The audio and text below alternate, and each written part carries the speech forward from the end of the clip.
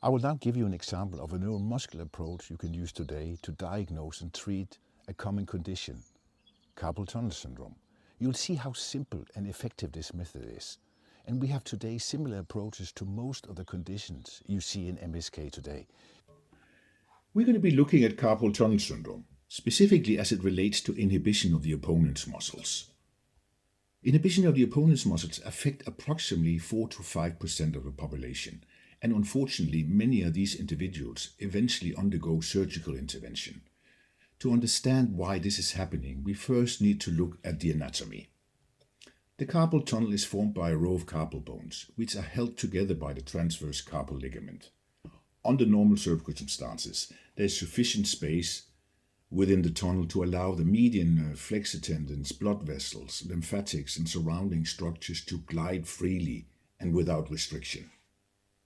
However, we are all a product of the physical stresses we experience throughout life. Repeated falls, impacts, or compressive forces to the wrist can lead to structural changes, particularly affecting the transverse carpal ligament and the small intercarpal ligaments. When a joint is stretched beyond its passive range of motion, a protective neuromuscular inhibition can occur. In this case, the muscles most commonly affected are the opponent's muscles of the thumb. These muscles are clinically significant because we use them as a key diagnostic indicator in carpal tunnel syndrome. If the carpal bones lose their normal alignment, often as a result of repeated trauma, the transverse carpal ligament can no longer maintain the proper shape and tension of the tunnel. This may lead to a collapse or narrowing of the carpal tunnel, reducing the available space for the median nerve. Over time, this chronic compression of the carpal bones and surrounding structures can result in persistent median nerve irritation. As the condition progresses, patients may develop muscle wasting, particularly in the thenar eminence, along with loss of sensation or altered sensation in the fingers supplied by the median nerve. This is one of the primary reasons so many patients ultimately require surgery. Once nerve damage and muscle atrophy begins, these changes can become difficult or even impossible to reverse. See, the two muscles we're dealing with are the two opponent's muscles. Opponent's digiti minimi and opponent's pollicis, which is innervated by the median nerve, so is frequently inhibited. So how do we assess if somebody has carpal tunnel syndrome? You ask the patient to put their thumb and little finger together, and it's important they have a firm pressure to hold these fingers together. Your job as a practitioner is to separate these two fingers. You need to pull quite firmly.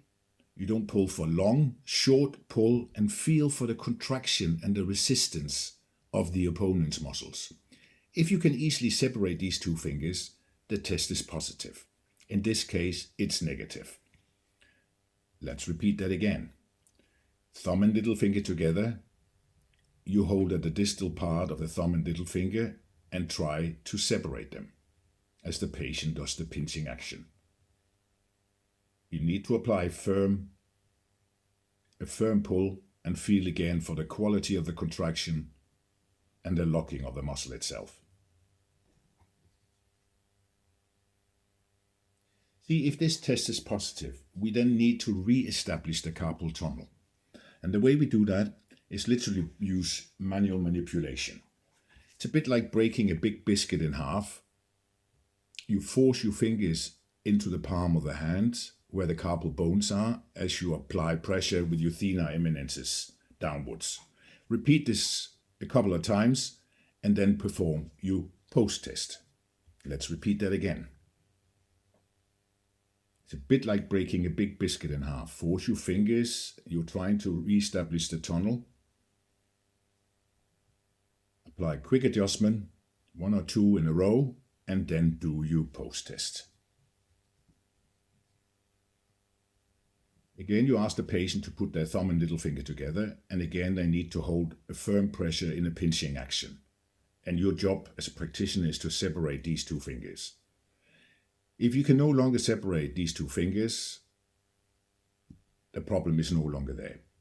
If you can still separate the fingers, you need to go in and repeat the treatment again until the patient can hold the thumb and little finger together, and then the treatment is finished at that particular visit. See, you will normally see a patient twice a week until the test is no longer positive, and then you can see the end of the treatment. Practice this, and if you like the simplicity of this approach, then please don't hesitate to contact me. I'm here to help.